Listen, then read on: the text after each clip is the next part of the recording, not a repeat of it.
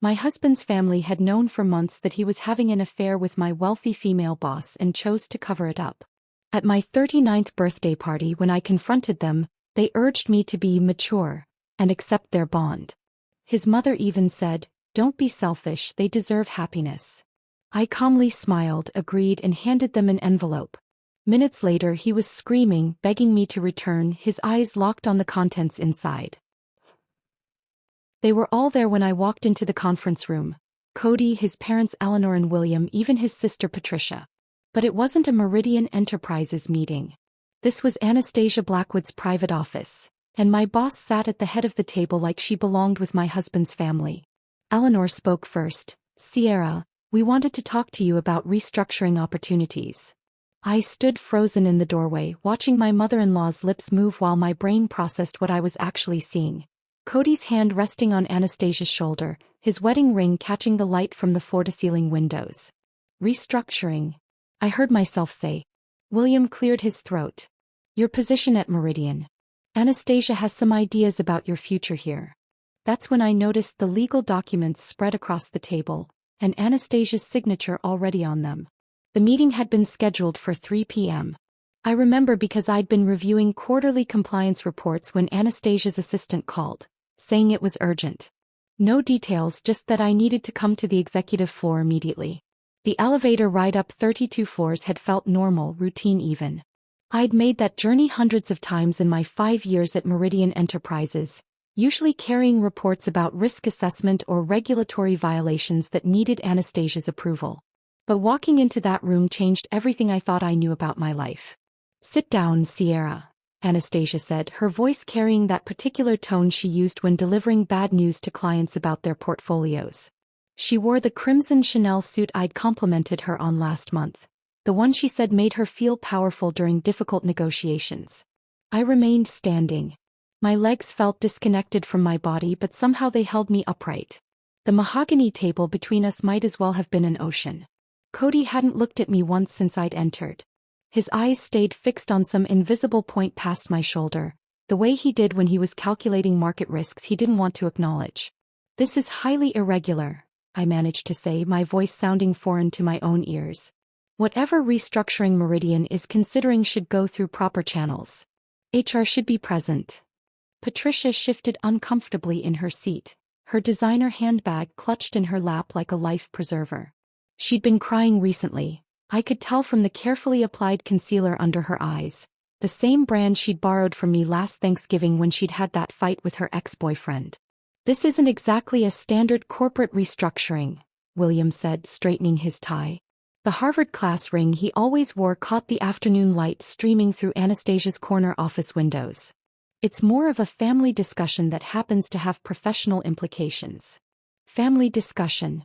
The words hung in the air like an accusation. I looked at each of them in turn, these people I'd shared 12 years of holidays, birthdays, and Sunday dinners with. Eleanor wouldn't meet my eyes, focusing instead on her phone screen where I could see the reflection of text messages she was trying to discreetly answer.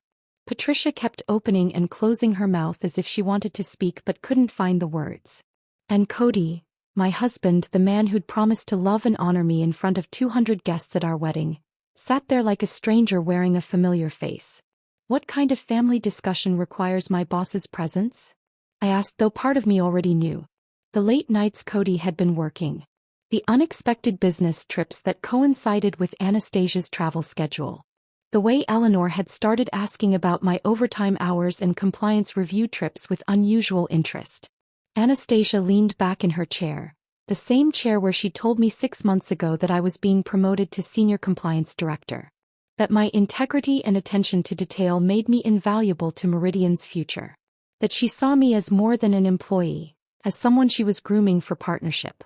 "Sierra, you're an intelligent woman," she began, using the voice she reserved for explaining complex financial instruments to new clients. "Surely you've noticed that the dynamics in your marriage have been evolving." Evolving. Such a clinical word for betrayal. "And you've all been aware of this evolution?" I looked at Eleanor, the woman who'd taught me her secret recipe for Thanksgiving stuffing, who'd held my hand during my father's funeral last year. Eleanor finally looked up from her phone. "We didn't want to hurt you unnecessarily," Some things resolve themselves naturally if given time and space. Time and space, I repeated. Is that what you call secret meetings in my boss's office? The legal documents on the table drew my attention again. From where I stood, I could make out enough text to understand their purpose. Separation agreements. Asset division worksheets. Even what looked like a draft resignation letter from my position at Meridian, typed on company letterhead. You've already prepared my resignation? The laugh that escaped me sounded brittle, sharp enough to cut. How thoughtful. We wanted to make this transition as smooth as possible, William said, using his boardroom voice, the one he deployed when negotiating contracts for the family import business. Anastasia has been very generous with the severance terms. Generous. My mentor, the woman I'd trusted with my career, had been planning my professional demise while apparently pursuing my husband. And his family had not only known but facilitated it. I pulled out my phone and took a photo of the scene, all of them sitting around that table with their prepared documents and practiced explanations. They looked like a board of directors conducting a hostile takeover, which in a way they were. Sierra, please be reasonable, Cody finally spoke, his voice careful, measured. This doesn't have to be adversarial. I looked at him, then really looked at him. The man I'd made breakfast for that morning, whose coffee I'd prepared exactly how he liked it. 1 sugar, splash of cream. He wore the tie I'd given him for his birthday, the silver one that brought out his eyes. You're right, I said, surprising them with my calm. It doesn't have to be adversarial at all. I turned and walked toward the door, pausing with my hand on the handle. By the way, Anastasia, you might want to review Section 12 of Meridian's corporate ethics policy. The part about supervisor relationships with subordinates' family members. I wrote that section myself, remember? Very thorough documentation requirements. The color drained from Anastasia's face as I opened the door. Oh, and Eleanor, cancel whatever you're planning for my birthday party next month. I'll be making my own arrangements. I left them there in that conference room with their documents and their restructuring plans, knowing that the facade of our perfect family had just shattered beyond repair. But I also knew something they didn't, that I'd been documenting irregularities in Anastasia's expense reports for weeks, that I'd noticed the pattern of Cody's supposed client meetings aligning with her schedule, and that the senior compliance director at Meridian Enterprises had access to every financial record, every email, every corporate credit card transaction that would tell the real story of their betrayal. The elevator ride down felt different this time. 32 floors to plan my next move. 32 floors to transform from victim to architect of my own revenge. The elevator reached the ground floor of Meridian Enterprises, and I walked through the marble lobby on legs that felt disconnected from my body. The security guard nodded at me the same way he had every evening for 5 years, unaware that my entire world had just imploded 32 floors above. Outside, Manhattan rushed past in its usual chaos of taxis and pedestrians, but I stood on the sidewalk, unable to remember where I'd parked my car that morning. My phone buzzed. Marcus, my assistant, had sent 3 messages while I was in that conference room. Need to speak with you urgently. Off the record. Can we meet at the coffee shop on 47th? Marcus never asked for off-site meetings. In 3 years of working together, our conversations had been confined to my office, the compliance department's conference room, or quick exchanges by the printer. I found my car somehow and drove to the coffee shop, my hands steady on the wheel even as my mind replayed Cody's fingers on Anastasia's shoulder. Marcus was already there, hunched over a laptop in the corner booth, his usual crisp appearance slightly rumpled.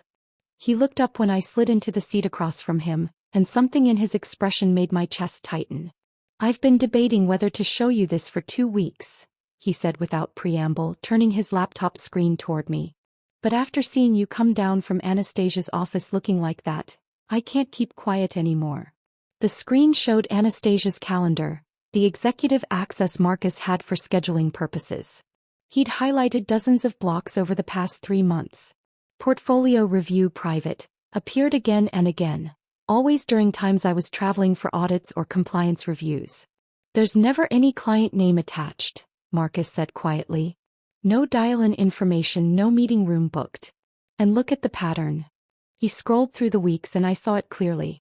Every single portfolio review, aligned with my out-of-office schedule. How long has this been happening? My voice sounded surprisingly normal. The first one I noticed was in September. The weekend you went to Boston for the regulatory conference. Marcus pulled up another screen, this one showing corporate credit card records. Anastasia expensed a dinner for two at Daniel that Saturday. Listed as client development, but no client name recorded. September. 3 months ago. The same time Cody had started locking his laptop, taking calls in his study with the door closed, showering before breakfast instead of after. There's more, Marcus said, his voice gentle but firm. Your husband's investment firm started getting referrals from Meridian around the same time. High-value clients that usually would go to our preferred partners. I stared at the screen, watching the evidence of my life's dissolution laid out in calendar entries and expense reports. Why are you showing me this, Marcus? You're taking a huge risk. He closed the laptop and met my eyes. Because you're the only executive at Meridian who's ever treated me like a human being instead of furniture. And because what they're doing isn't just wrong, it's illegal. Steering clients to benefit a personal relationship? That's a violation of about 12 different regulations you taught me to watch for. My phone rang before I could respond. Eleanor's name appeared on the screen. I let it go to voicemail, but she called again immediately. Then again. I should take this, I said, though the last thing I wanted was to hear my mother-in-law's voice. Sierra, darling, Eleanor said when I answered, her tone bright and artificial. I've been trying to reach you. Are you coming to dinner on Sunday? I need to know for the catering. Catering? Since when do you cater Sunday dinner? Oh, didn't Cody mention? We're having a few extra guests. Some potential business partners William wants to impress. She paused. You're not traveling this weekend, are you? I know you have that Miami conference coming up. The Miami conference wasn't for 2 weeks, and I hadn't told anyone except my team about it yet. How did you know about Miami, Eleanor? Oh, I must have heard Cody mention it. You know how proud he is of your career advancement. Speaking of which, are you working late tomorrow? I was thinking of dropping by the city, thought we could have lunch if you're free. 3 calls in 1 week asking about my schedule. My mother-in-law, who usually communicated through Cody or holiday cards, suddenly desperate to know my every movement. I'll let you know about Sunday, I said and ended the call. Marcus was watching me with concern. You okay? My mother-in-law has called 3 times this week asking about my schedule. She's never done that before. I looked at the calendar entries again. Marcus, can you check if there were any family names on Anastasia's calendar during those blocked times? His fingers flew over the keyboard. I can't see meeting details, but... He pulled up the visitor log from building security. This is interesting.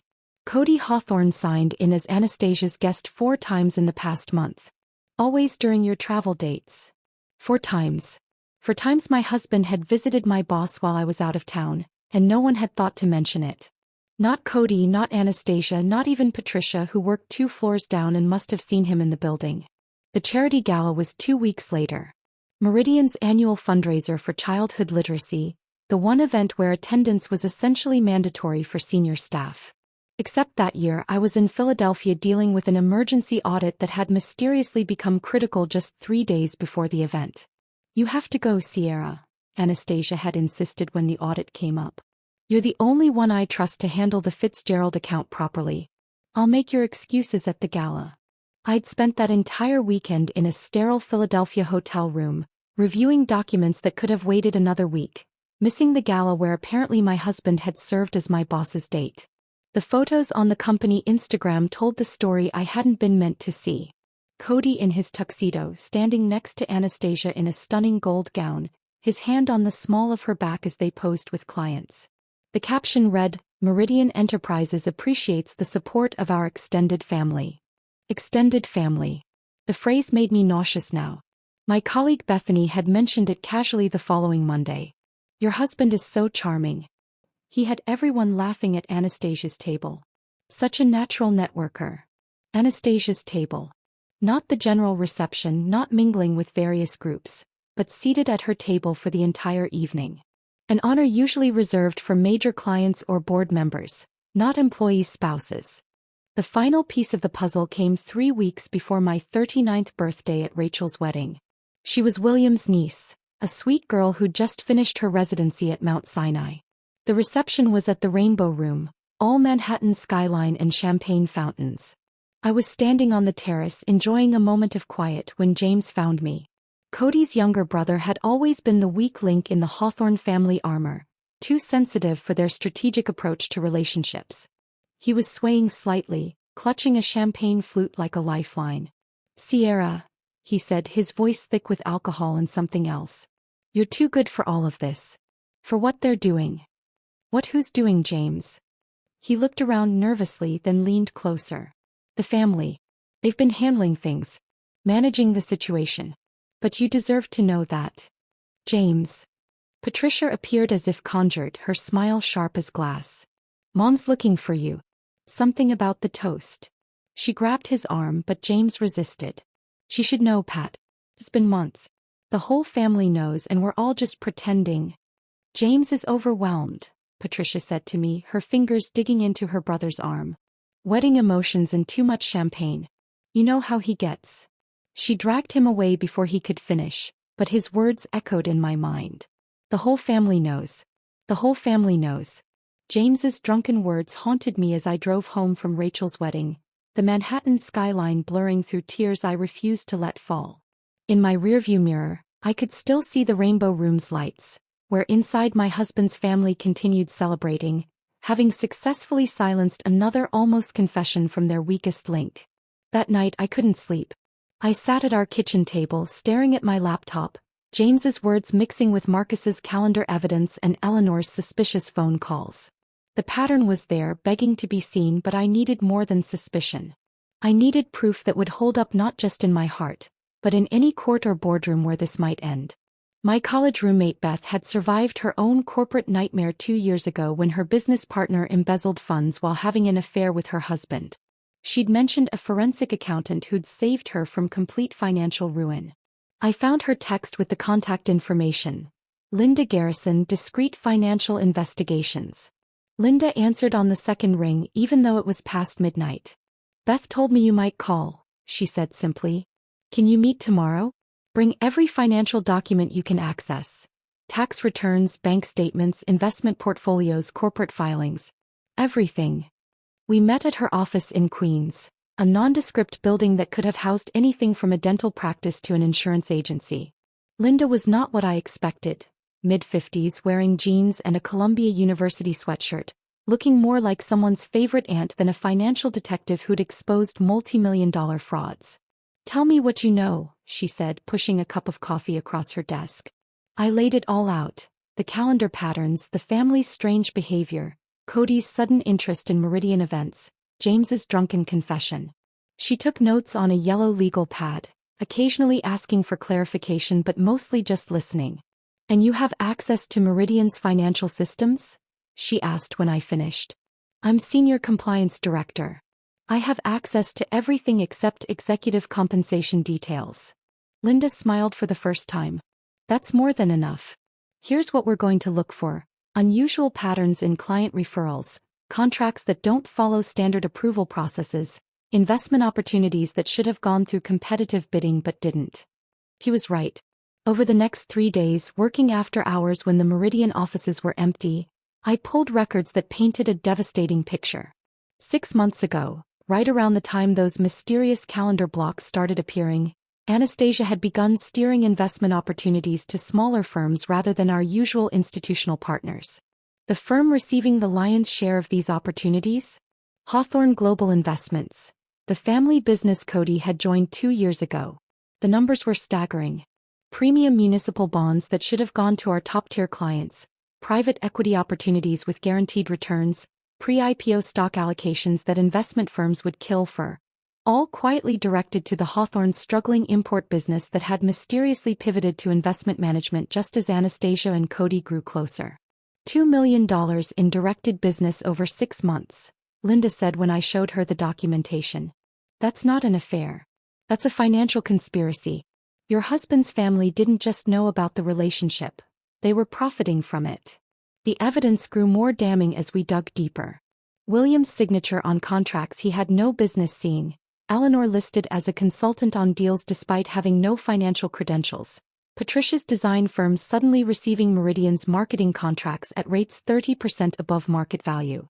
I stayed up until 2 a.m. that night in my home office, mapping everything on the whiteboard I usually used for compliance workflows. Red lines connected dates. Blue circles marked financial transactions. Green highlights showed every family dinner where my schedule had been discussed. The pattern that emerged looked less like an affair and more like a coordinated corporate raid. Sunday dinner, 3 weeks before my discovery. Eleanor asking about my Boston trip. Monday, Anastasia scheduling a portfolio review during those exact dates. Tuesday, $1 million municipal bond allocation to Hawthorne Global. Wednesday, Cody bringing home flowers, the guilty gesture I'd attributed to work stress. The corporate credit card discovery came by accident. I was reviewing routine expense reports for quarterly filing, the kind of mindless work I did while listening to podcasts, when Cody's name appeared on an authorized user list. Not for his own firm's cards, but for Meridian Enterprises card number ending in 4421, Anastasia's executive account. My hands shook as I pulled the detailed statements. The St. Regis Hotel, multiple charges on dates I'd been in Seattle for compliance training. Daniel Le Bernardine, 11 Madison Park. Intimate dinners for 2 during my Philadelphia audit. The Hamptons rental labeled as Client Entertainment Weekend, coinciding with my mother's birthday visit to California. But the worst was finding charges at Cartier the day after my promotion was announced. A $15,000 charge for what the receipt described as estate jewelry consultation. The same day Cody had said he was proud of me, held me close and promised we'd celebrate properly when things calmed down at his firm. I was printing these documents when Patricia appeared in my office doorway. It was 7 p.m., the Meridian building mostly empty except for a few junior analysts working on deadline. She looked haggard, designer suit wrinkled, her usually perfect makeup streaked. "We need to talk," she said, closing the door behind her. I kept printing, the mechanical sound filling the silence between us. Patricia sat in my guest chair, clutching her purse like armor. "I know you know," she said finally. "James told me about the wedding. About what he almost said." I turned to face her, keeping my expression neutral despite the rage building in my chest. "What exactly do I know, Patricia?" She opened her mouth, closed it, looked at the ceiling as if seeking divine intervention. "The family, we've been trying to protect you from unnecessary pain. Sometimes these things work themselves out if given space and time." "Space and time," I repeated. "Is that what you call facilitating secret meetings between my husband and my boss?" Patricia's face crumpled. "It wasn't supposed to be like this. At first it was just business. Anastasia could help our family's firm, and Cody was the natural liaison. But then..." She twisted her purse strap. "Mom and Dad saw an opportunity.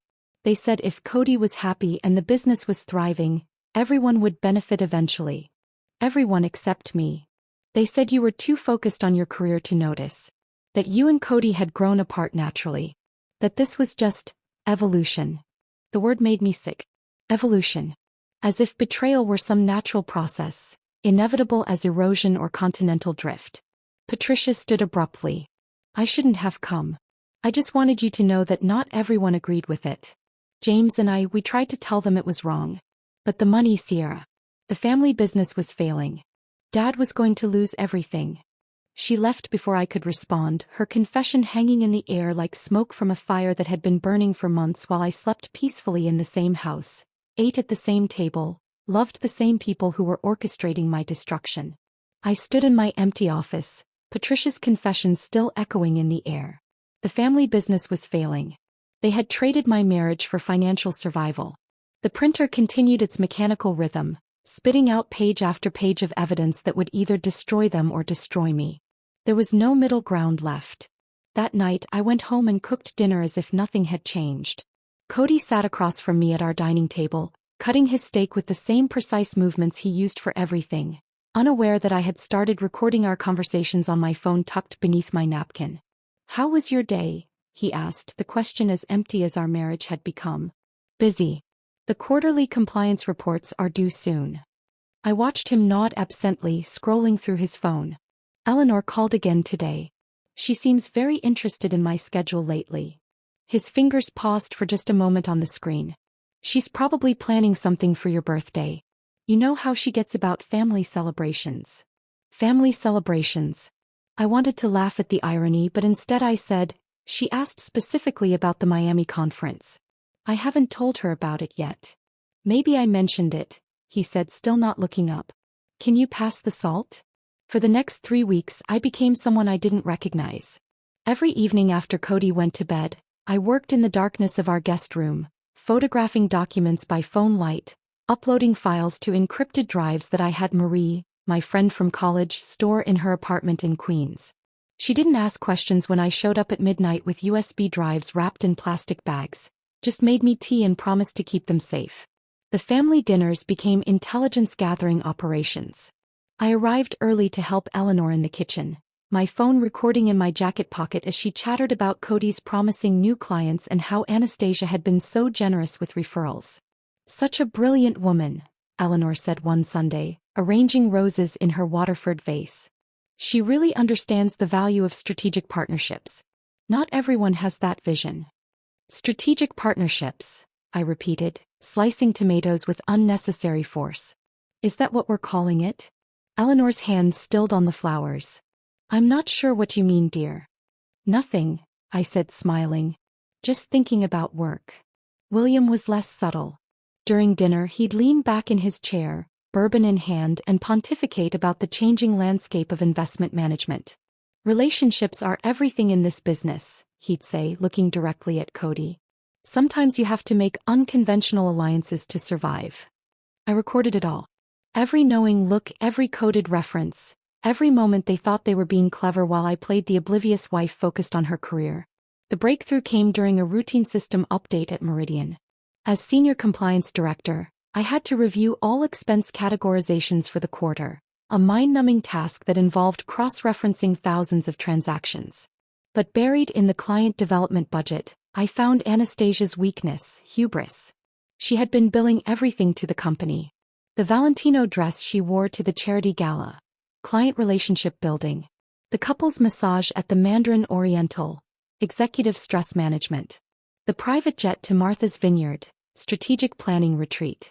Each receipt, each transaction, bore 2 signatures, Anastasia Blackwood and Cody Hawthorne. My husband had been signing off on luxury purchases for another woman, authorizing expenses that violated every policy I had written for Meridian. The paper trail was so brazen, so carelessly arrogant, that it took my breath away. They hadn't just been having an affair, they'd been documenting it in corporate financial records. I photographed everything, backed it up in 3 different locations, and sent encrypted copies to Linda Garrison. Her response was immediate. This is wire fraud. Securities fraud. Embezzlement. Your boss just handed you a federal case. The baby shower for William's niece Sophia provided the final piece I needed. It was held at the Yale Club, all pastel balloons and champagne brunches, the kind of event where Hawthorne women performed their social duties with practiced grace. I arrived late, claiming work delays, my phone already recording in my purse. Eleanor pulled me aside near the gift table, her Chanel perfume overwhelming in the small space. You look tired, dear. All this work can't be good for you. It's just a demanding time, I said, letting exhaustion creep into my voice. Sometimes I wonder if I'm missing out on other things by focusing so much on my career. Eleanor's eyes lit up with the satisfaction of someone who'd been waiting for an opening. A career is important, but it shouldn't be everything.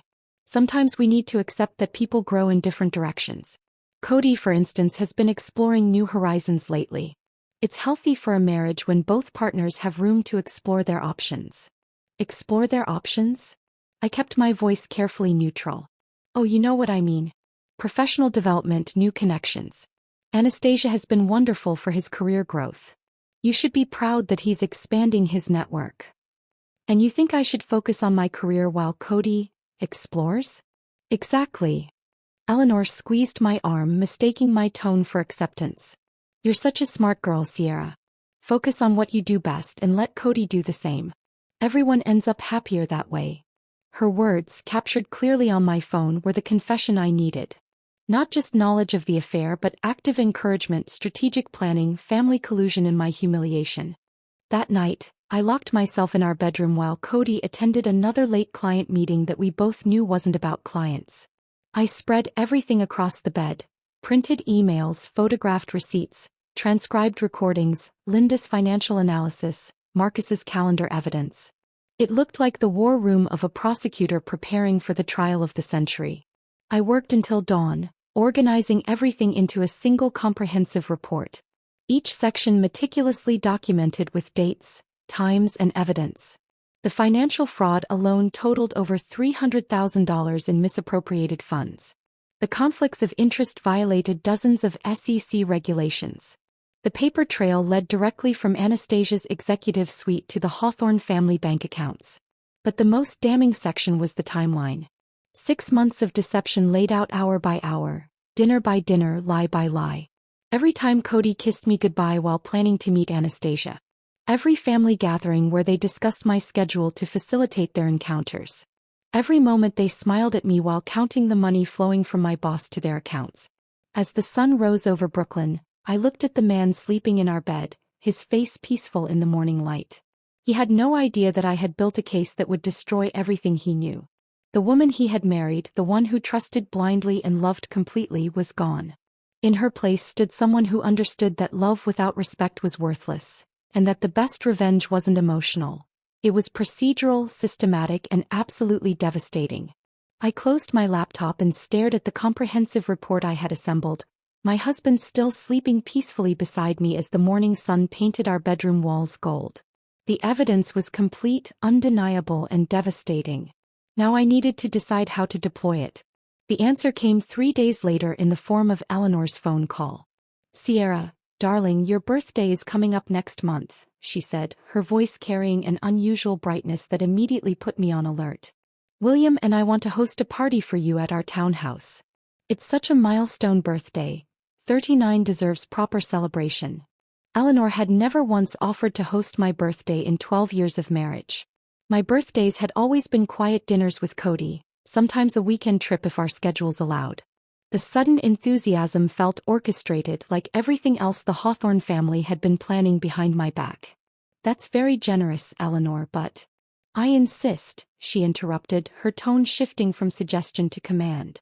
"I've already started making arrangements. Saturday the 15th, cocktails at 7, dinner at 8. I thought we'd keep it intimate, family and close friends." "Who did you have in mind for the guest list?"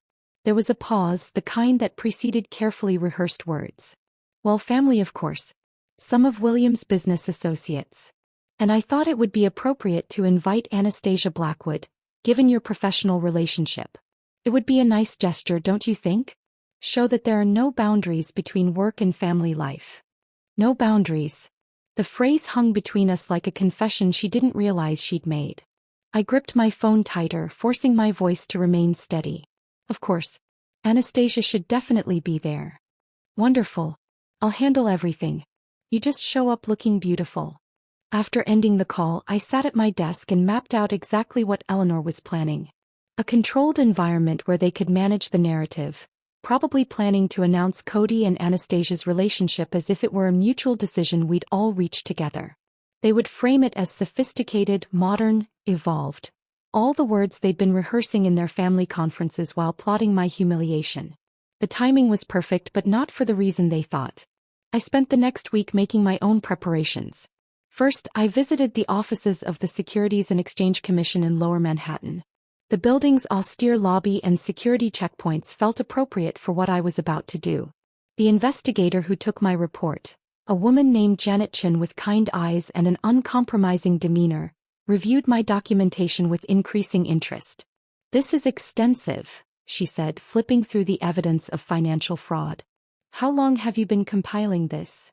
3 weeks of active documentation, but the crimes span 6 months. She looked up sharply at the word crimes. "You understand that filing a formal complaint triggers an investigation that can't be stopped once it starts?" "I understand completely." 2 days before the party, I hand-delivered copies of everything to 3 different destinations. The SEC received the complete financial fraud documentation.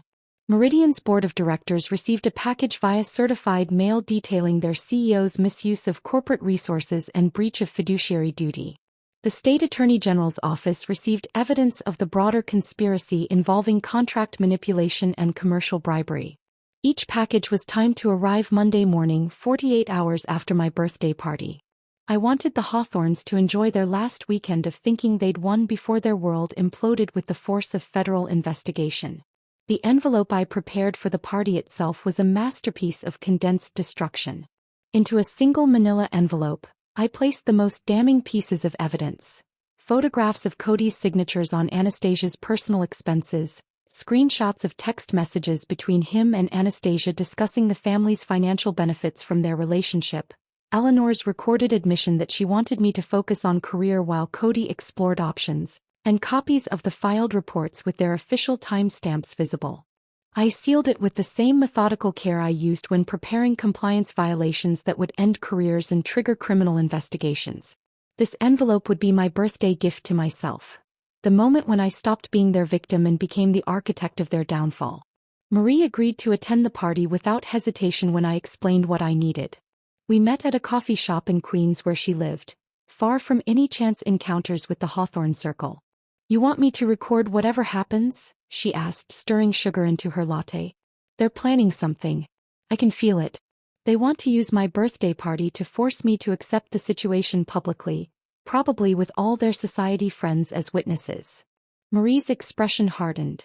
She had been there for my wedding, had seen me build my life with Cody, had watched me try to balance my career with being the perfect Hawthorne wife. Where should I position myself? Eleanor always makes speeches from the fireplace in their living room. If you can get a clear angle from near the bar, you'll capture everything. Use your phone, but be discreet. I want documentation of whatever they've planned, and I want multiple angles of their reactions when I give them my response. You're going to confront them? I'm going to give them exactly what they think they want. A mature, sophisticated response to their betrayal. They just won't realize until it's too late that my definition of maturity includes accountability. The Thursday before the party, I visited my lawyer to ensure all my personal finances were protected.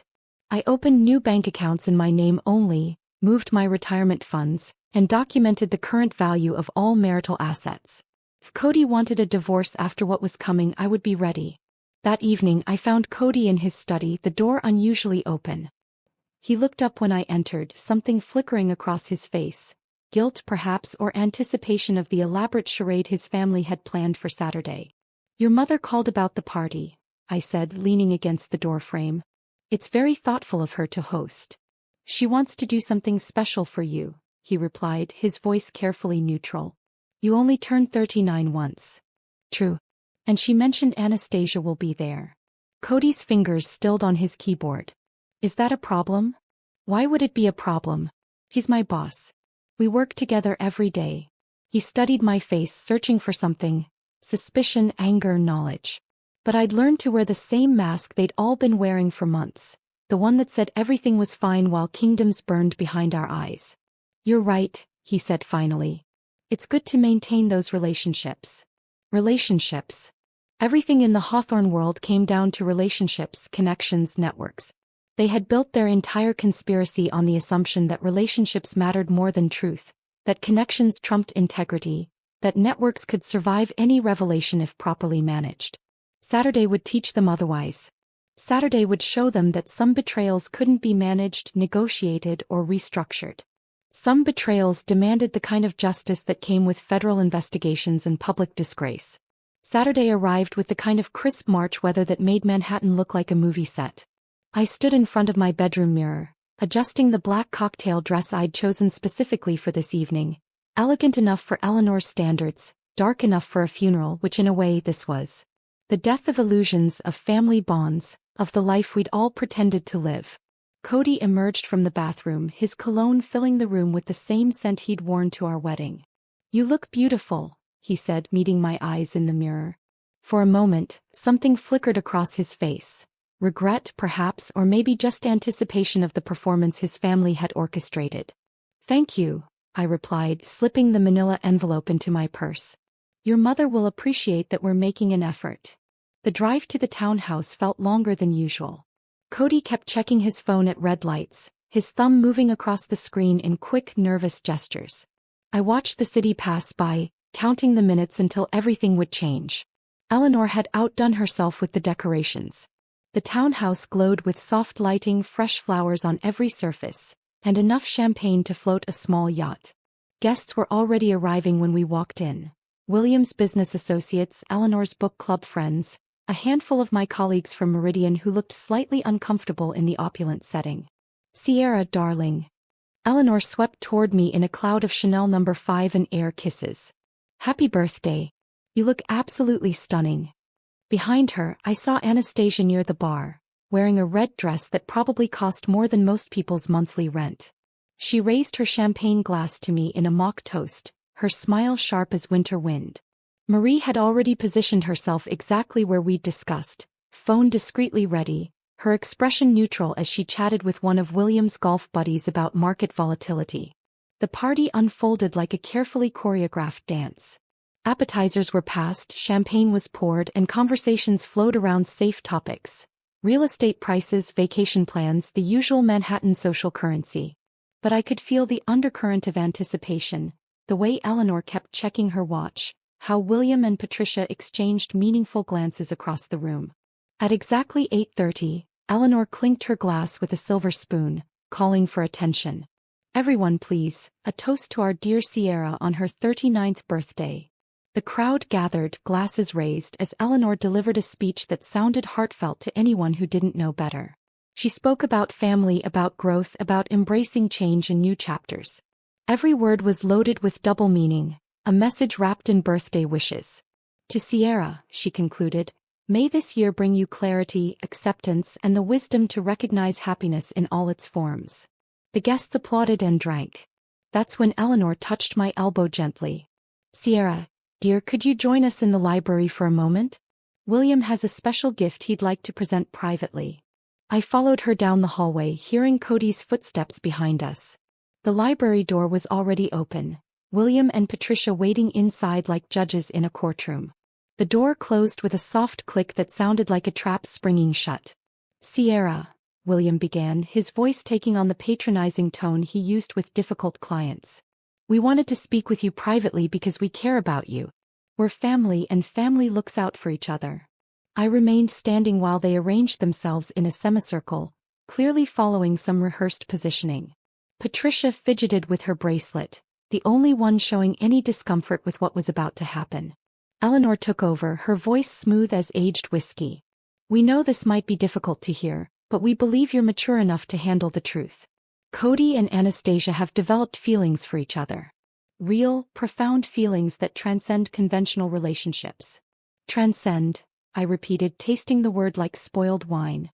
"They're soulmates," Eleanor continued, warming to her theme. "You can't fight that kind of connection. It would be selfish to try." William nodded sagely. "You're an intelligent woman, Sierra. Surely you understand that forcing people to deny their true feelings only creates misery for everyone involved." Patricia finally spoke, her voice barely above a whisper. "You're strong enough to handle this with dignity. We all know how capable you are." I let them finish their entire presentation, their carefully rehearsed arguments about emotional evolution and mature acceptance. They spoke about Cody's happiness as if it were a commodity more valuable than my dignity. They framed Anastasia's pursuit of my husband as some cosmic inevitability rather than calculated predation. When they finally fell silent, waiting for my response, I smiled. It was the same smile I used when reviewing contracts that contained hidden termination clauses. "You're absolutely right," I said calmly. "I should handle this with maturity and grace." Eleanor's face lit up with relief. William actually sighed. Patricia's shoulders dropped as tension left her body. They thought they'd won. They thought their careful manipulation had worked. "Shall we return to the party?" Eleanor suggested, already moving toward the door. "No need to let this spoil your birthday celebration." I followed them back to the main room, where guests continued their conversations, oblivious to the family tribunal that had just convened. Cody stood near the fireplace with Anastasia, their bodies angled toward each other with the unconscious intimacy of lovers who think they're being discreet. I walked directly toward them, my heels clicking on the marble floor with metronomic precision. The envelope in my purse felt warm against my side. Conversations near us began to quiet as people sensed something shifting in the room's atmosphere. "Cody, Anastasia," I said loud enough for the surrounding guests to hear. "Since we're all being mature adults here, I have something for you both." I pulled out the envelope, holding it between us like a verdict. Cody's face went pale before he even opened it. Perhaps he recognized the weight of it, the way truly devastating documents always feel heavier than they should. Sierra, what is this? Anastasia's voice carried a warning, but it was too late. Open it, I said simply. After all, we're handling this like sophisticated people, aren't we?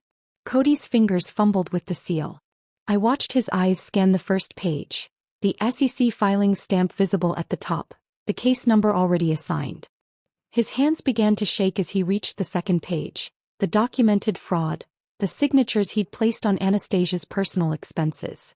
The sound that escaped him wasn't quite a scream, it was more primal than that, the sound of someone watching everything they'd built evaporate like morning mist. The envelope fell from his hands, pages scattering across the marble floor where guests could see the official headers, the word fraud visible in bold letters, the family business name listed as a co-conspirator in financial crimes. Sierra, please, you don't understand. His voice cracked, reaching for me with hands that had signed away our marriage for money he'd never legally earned. I understand perfectly, I said, my voice carrying across the now silent room. My husband's family has known about his affair with my boss for months. They facilitated it because Anastasia was steering illegal profits to their struggling business. Every person in that library just tried to convince me to accept this quietly. The room remained frozen as the documents lay scattered across Eleanor's imported Italian marble floor. Guests stood like statues, champagne flutes suspended midway to lips, watching the Hawthorne family's carefully constructed world shatter in real time. Marie, from her position by the bar, had captured everything on her phone. The confrontation, the scattered papers, and now the stunned silence that followed my announcement. Eleanor was the first to move, her face cycling through emotions like a malfunctioning slideshow. Confusion, rage, fear, and finally, a kind of desperate calculation as she tried to find words that might salvage the situation. This is obviously a misunderstanding, she said, her voice pitched too high, addressing the room rather than me. Family matters can be so complicated. Federal fraud investigations aren't family matters, I said, bending to pick up one of the pages. This is a copy of the complaint filed with the SC. Monday morning, investigators will begin reviewing how Anastasia Blackwood used Meridian Enterprises' resources to enrich the Hawthorne family business through illegal contracts and kickbacks. Anastasia stood perfectly still, her red dress now looking like a warning flag. Her eyes met mine across the room, and I saw the exact moment she understood the scope of what I'd done. Her phone buzzed once, twice, 3 times. Probably her lawyer already alerting her to the freeze orders that would hit her accounts within hours. The guests began to leave, murmuring excuses about early mornings and forgotten commitments.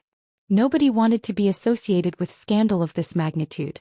William's golf buddies avoided eye contact as they shuffled past. Eleanor's book club friends whispered among themselves, already composing the gossip they'd spread through the Upper East Side by Sunday brunch. By Monday afternoon, the dominoes were falling with breathtaking speed. I sat in my home office, watching the destruction unfold through emails, news alerts, and phone calls I didn't answer.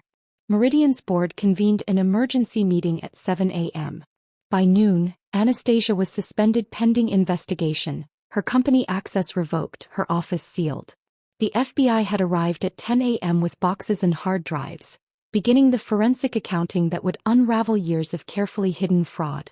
Marcus sent me a single text, "She's gone. Federal agents are here. Board wants to see you tomorrow at 9 a.m. The Hawthorne family business hemorrhaged clients like a severed artery. 3 major contracts were terminated within 24 hours as partners scrambled to distance themselves from the scandal. William's phone rang constantly. I could hear it from the street when I drove past their townhouse. But nobody was calling with good news. Tuesday evening, Cody came home to pack. I heard his key in the lock and stayed in the kitchen, giving him space to gather his things. But he found me anyway, standing in our bedroom doorway with red-rimmed eyes and 3 days of stubble. "Can we talk?" His voice was hoarse, broken. I turned from the window where I'd been watching Brooklyn wake up from another sleepless night. "There's nothing to discuss. Your lawyer can contact mine." He stepped into the room and suddenly the space felt too small. "Sierra, please. Just let me explain." "Explain what?" "How you signed off on Anastasia's personal expenses. How your family orchestrated this whole thing. How you all sat around planning my humiliation while eating dinners I cooked. He dropped to his knees beside our bed. The bed where we'd spent 12 years together, where we'd talked about children we'd never have, where I'd held him after his grandmother's funeral. I never meant for it to go this far, he sobbed, his body shaking. It started as business. Dad's company was failing. Anastasia offered to help and then it became something else. It became fraud. It became conspiracy. It became betrayal on a scale I couldn't have imagined. My family pushed me toward her. They said it was for everyone's benefit, that you were too focused on your career to notice or care. They made it seem like I was doing the right thing for everyone. His words might have moved me 6 months ago, back when I still believed in the man I'd married. Now they sounded like what they were: desperate attempts to shift blame, to minimize accountability, to transform himself from perpetrator to victim. Your family didn't forge your signature on those documents, I said quietly. They didn't force you to meet Anastasia at the St. Regis while I was traveling. You made those choices. I still love you, he whispered, reaching for my hand. I stepped back. No, you don't. You love the life I provided. The stability, the respectability, the cover for your family's schemes. But love doesn't conspire. Love doesn't deceive.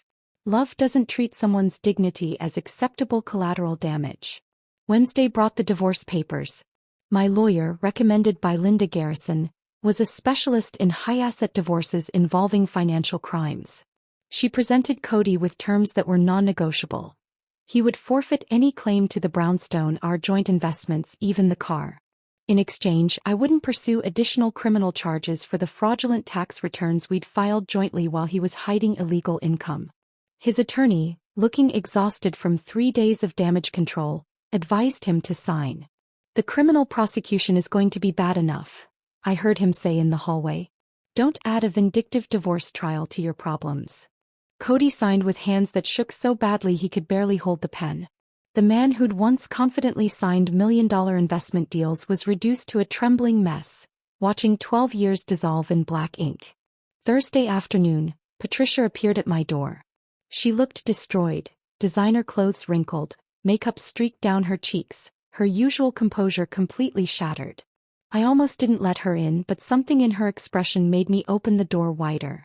I need to tell you everything, she said, collapsing onto my couch. Not for forgiveness, I don't deserve that. But you should know the whole truth. She talked for an hour while my security system recorded every word. How the conspiracy had started 8 months ago when William confessed the family business was failing. How Eleanor had suggested Cody leverage his relationship with me to get closer to Anastasia. How they'd coached him through the initial approach, telling him it was just networking, just business development. We all knew from the beginning, Patricia sobbed. Every Sunday dinner we'd discuss your schedule, plan their meetings, strategize about how to keep you from finding out. Mom would say you were too smart to be fooled forever, but by then the money would be secured and you'd have to accept it. You thought I was naive, I said. We thought you were too focused on being perfect. The perfect wife, the perfect employee, to see what was happening. We didn't count on you being. She searched for the word, systematic. Thorough. We didn't know you were documenting everything. She left as the sun set, her confession recorded and saved in 3 different locations. The evidence was now complete.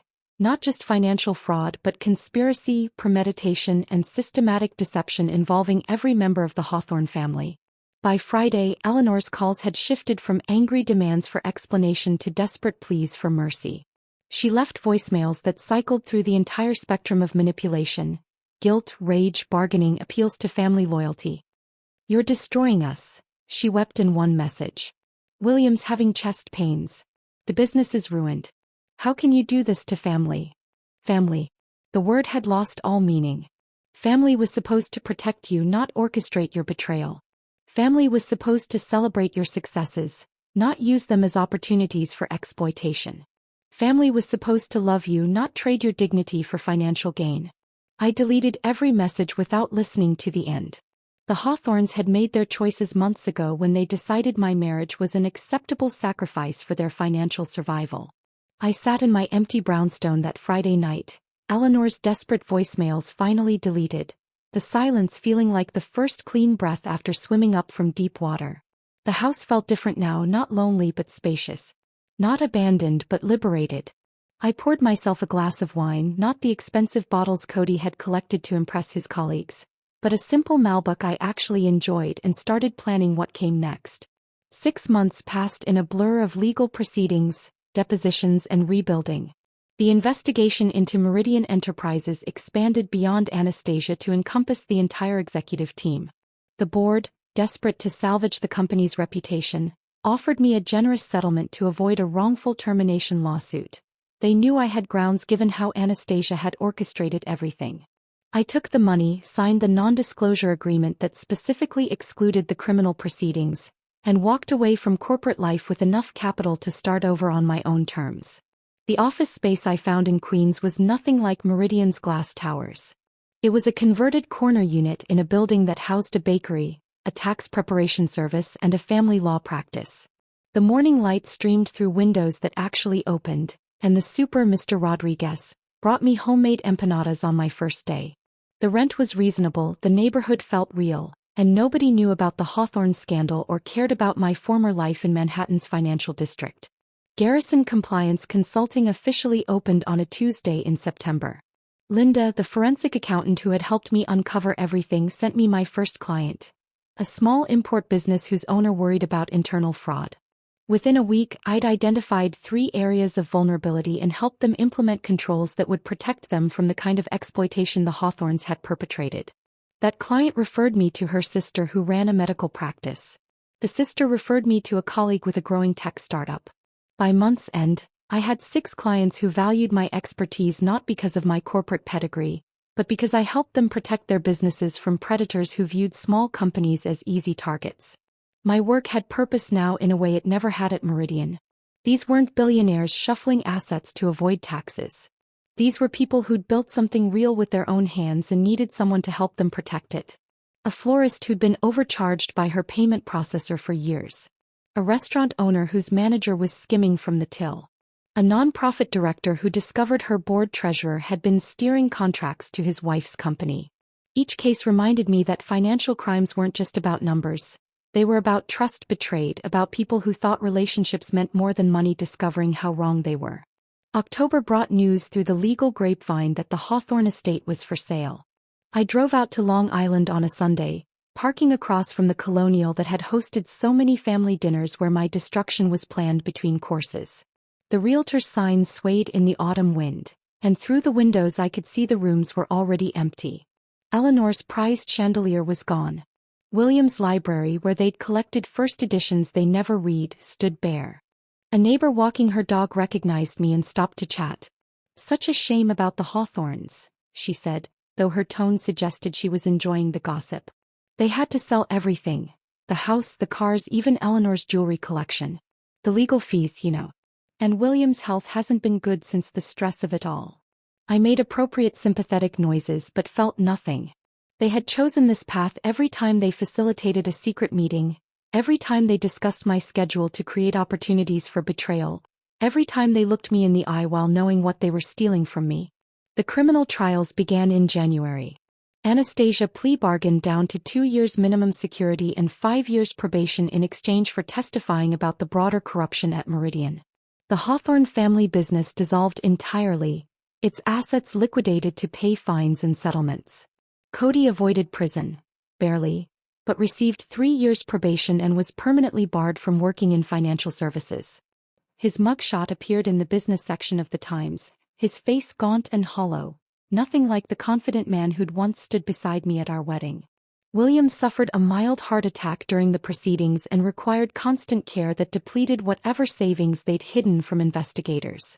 Eleanor, who'd spent decades cultivating her position in society, found herself uninvited from charity boards and social clubs. Patricia moved to Seattle, changing her last name and starting over where nobody knew about the scandal. My 40th birthday arrived in March, exactly 1 year after the party that destroyed the Hawthorne dynasty. Marie insisted on hosting a dinner at her apartment. Nothing fancy, just friends who'd known me before I'd become Mrs. Hawthorne, before Meridian, before any of it mattered. We sat around her kitchen table eating Chinese takeout from containers, drinking wine that cost $12 a bottle, playing cards until midnight. Nobody mentioned Cody or the scandal. We talked about normal things. Marie's promotion at the hospital, our friend Beth's new baby, the book club selection nobody had actually finished reading. "You seem good," Marie said as she walked me to the door at evening's end. "Really good. Not just surviving but actually good." He was right. For the first time in years, maybe for the first time ever, I felt aligned with my own life. No performance, no managing appearances, no strategic relationships that required constant maintenance and calculation. A week later, I stood on my brownstone steps, coffee in hand, watching Brooklyn wake up to a perfect spring morning. The cherry trees were blooming along the street, and families were beginning their Sunday routines. A young couple walked past with their baby in a stroller, and I thought about the children Cody and I had never had. A blessing now, though it hadn't felt that way at the time. My phone buzzed with a text from a new client, a small investment firm that wanted help establishing compliance protocols that would protect them from both internal fraud and predatory partners. It was exactly the kind of work that mattered, helping businesses protect themselves from people like Anastasia and the Hawthorns. The truth I'd learned wasn't about revenge or justice or even survival. It was simpler than that. When someone shows you through their actions that your dignity is an acceptable casualty for their gain, believe them. Document everything. Report it to the proper authorities. And then build something better from whatever remains. The Hawthorns thought they were conducting a sophisticated financial operation, that their conspiracy was about money and connections and strategic advantages. They never understood that what they were really doing was teaching me my own worth. Not in dollars or social standing, but in the simple ability to recognize deception, document truth, and refuse to be complicit in my own destruction. Standing there in the spring morning, I realized I'd won something more valuable than any settlement or verdict. I'd won the right to live without pretense, to work without compromise, and to trust without fear. The Hawthorns had lost everything trying to take what wasn't theirs. I'd gained everything by simply refusing to let them. If this story of calculated revenge kept you riveted until the very end, hit that like button right now. My favorite part was when Sierra handed Cody that envelope at her birthday party, watching his world crumble as he realized she'd documented everything. What was your favorite moment? Drop it in the comments below. Don't miss more gripping stories like this. Subscribe and hit that notification bell so you never miss an upload.